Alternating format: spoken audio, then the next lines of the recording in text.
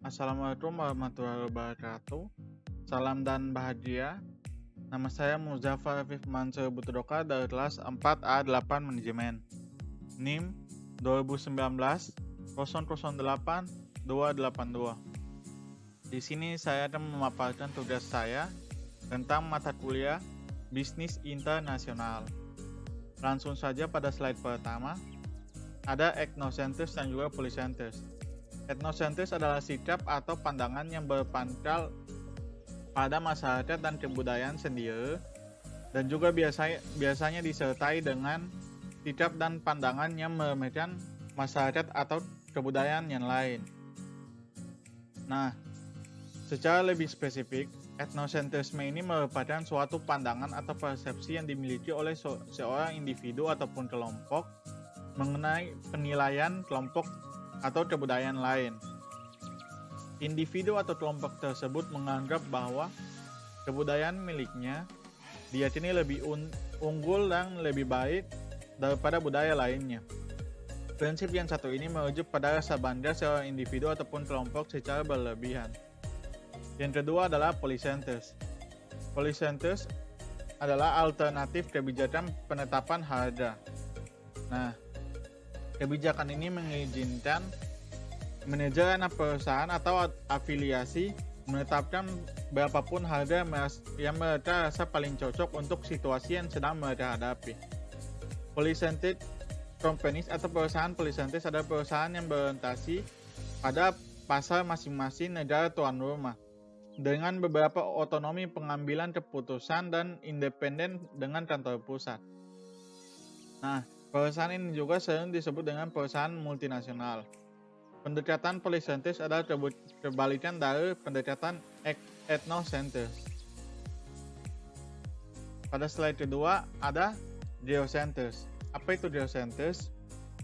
Geocentris merupakan perpaduan ethnocentris dan juga polycentris yang melihat dengan persamaan dan perbedaan dalam pasar dan negara dan juga mencoba menciptakan strategi global guna merespons seluruh kebutuhan dan keinginan lokal. Orientasi geocentris ini merupakan perpaduan yang valid antara ethnocentris dan juga polycentris.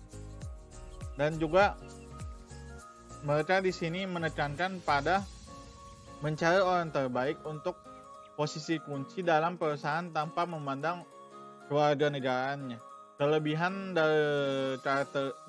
dari geocentris ini, perusahaan dapat mampu mengoptimalkan sumber daya manusianya dan juga memupuk kader eksekutif internasional yang dapat bekerja di berbagai negara dengan berbagai budaya dan juga meningkatkan respon lokal dari orang tersebut, tetapi memiliki kelemahan di mana kompleksitas kebijakan pekerja asing itu kurang dan juga memiliki biaya yang mahal. Karena untuk melakukan kebijakan ini, perusahaan harus melakukan training, relokasi dan juga kompensasi. Contoh perusahaan geocentris ini adalah Borderless Organization yang merupakan perusahaan dengan pendekatan geocentris karena menjalankan operasional di banyak negara dengan cara menghilangkan hambatan geografis yang bersifat artifisial melalui penghapusan pembagian divisi berdasarkan negara atau penghapusan divisi struktural. Selanjutnya ada ekspatriat. Apa itu ekspatriat? Ekspatriat artinya seseorang yang tinggal sementara ataupun menetap di luar negara di mana dia dilahirkan dan dibesarkan. Atau dengan kata lain, orang yang berkeluarga negaraan asing yang tinggal di Indonesia atau sebaliknya, dan biasanya karena suatu tugas negara atau profesional. Lalu, apa yang membuat seseorang dipanggil ekspatriat, sementara orang yang lainnya dipanggil pekerja asing dan juga imigran? Nah, perbedaan ketiganya adalah ekspatriat kerap digunakan untuk menyebut seorang pekerja asing yang mempunyai pendidikan tinggi dan juga mempunyai kekayaan yang cukup tinggi. Sementara dua istilah lainnya yaitu pekerja asing atau imigran merupakan gambaran pekerja kelas menengah ke bawah, misalnya tenaga kerja asing di negara-negara Timur Tengah. Selanjutnya ada TQM. Apa itu TQM? TQM merupakan salah satu strategi yang dilakukan untuk mendapatkan hasil yang maksimal. TQM adalah Total Quality Management, adalah sistem manajemen kualitas yang berfokus pada pelanggan yang melibatkan semua level terawan guna melakukan peningkatan atau perbaikan yang berkesinambungan. Nah, TQM di sini berfokus pada pelanggan dengan melibatkan semua level terawan yang melakukan peningkatan atau perbaikan secara terus-menerus. TQM menggunakan strategi, data dan komunikasi yang efektif untuk mengintegrasikan kedisiplinan kualitas ke dalam budaya dan kegiatan perusahaan. Nah, singkatnya di sini, TQM adalah pendekatan manajemen untuk mencapai keberhasilan jangka panjang melalui kepuasan pelanggan atau customer satisfaction. Selanjutnya adalah Six Sigma. Six Sigma adalah sebuah metodologi yang populer di seluruh dunia.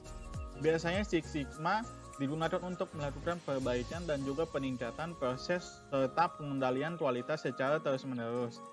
Jika perusahaan tempatmu bekerja menguasai Six Sigma dengan baik, maka kualitas produk akan semakin baik.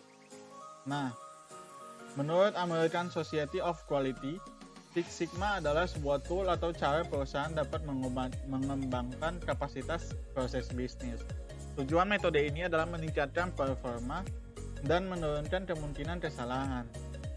Nah, pada akhirnya tujuan Six Sigma mampu mewujudkan proses sebuah perusahaan yang kualitas produksinya akan lebih baik dan juga meningkatkan keuntungan dan bahkan meningkatkan semangat kerja karyawan. Selanjutnya ada JIT atau Just in Time. Just in Time merupakan suatu konsep di mana bahan baku yang digunakan untuk aktivitas produksi didatangkan dari pemasok atau supplier tepat waktu pada waktu bahan itu dibutuhkan oleh proses produksi, sehingga akan sangat menghemat bahkan meniadakan biaya persediaan barang atau penyimpanan barang atau yang biasa kita sebut starting cost. Nah, just in time di sini tujuan just in time di sini adalah untuk menghindari terjadinya kelebihan kuantitas atau jumlah dalam proses produksi dan juga persediaan yang berlebihan dan juga pemborosan dalam waktu penungguan atau waiting time. Dengan adanya just in time ini, kita telah dapat mengatasi 3 pemborosan, yaitu overproduction, excess inventory, dan waiting time. Di antara 7 pemborosan yang harus dihindari dalam proses produksi. Selanjutnya ada ISO 9000. Apa itu ISO 9000? ISO 9000 adalah nomor acuan pada suatu seri standar internasional yang menjabarkan kriteria sistem manajemen kualitas. Lalu pada standar tersebut terdapat persyaratan mendasar bagi organisasi yang berkeinginan untuk menerapkan sistem manajemen kualitas. Nah, ISO 9000 di sini mencakup dasar-dasar sistem manajemen kualitas dan spesifikasi terminologi dari sistem manajemen mutu atau SMM. Selanjutnya ada EDI atau Electronic Data Interchange.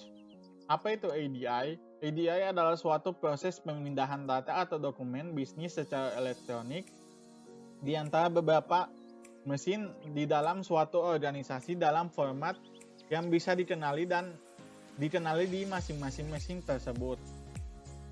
Umumnya digunakan untuk mentransfer transaksi bisnis dengan suatu komputer yang kompatibel. Misalnya, antar mesin ATM ataupun antar bank.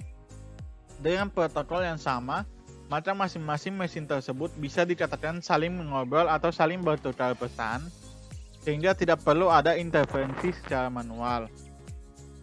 Nah, pertukaran informasi bisnis yang biasa kita lakukan beberapa tahun yang lalu biasanya dilakukan secara konvensional, yaitu menggunakan media kertas. Dengan electronic data interchange ini, kita bisa bertukar pesan atau melakukan pemindahan data atau dokumen bisnis secara elektronik selagi mencakup bidang yang saling berhubungan. Nah, electronic data interchange ini sangat membutuhkan kehadiran internet. Lalu electronic data interchange di sini seperti yang dijelaskan oleh Bapak sebelumnya, contoh yang bisa dilakukan adalah pihak kampus bisa mengetahui data mahasiswa yang sudah membayar atau belum membayar SPP atau tagihan yang diberikan kepada mahasiswa tersebut. Dengan electronic data interchange, pihak bank bisa mengirimkan data-data mahasiswa yang sudah membayar ataupun belum kepada pihak kampus secara langsung. Selanjutnya di sini ada R&D. R&D atau Research and Development adalah aktivitas yang dilakukan oleh perusahaan ketika sedang berusaha berinovasi untuk menciptakan produk atau layanan baru. Tujuan utamanya adalah agar perusahaan dapat meluncurkan produk atau jasa yang orisinil secara optimal. Nah, research and development di sini dikenal juga dengan istilah SAF, penelitian dan pengembangan. Profesi ini tidak hanya dibutuhkan oleh perusahaan swasta, tetapi juga lembaga pemerintah atau institusi pendidikan tinggi. Sesuai dengan namanya, R&D bertanggung jawab melakukan aktivitas penelitian dan juga pengembangan. Aktivitas yang dilakukan biasanya berorientasi ke masa yang akan datang dengan jangka panjang, baik dalam kaitannya dengan riset ilmiah murni maupun pengembangan aplikatif di bidang teknologi. Mungkin sekian presentasi dari saya. Lebih dan kurangnya terima kasih. Salam dan bahagia.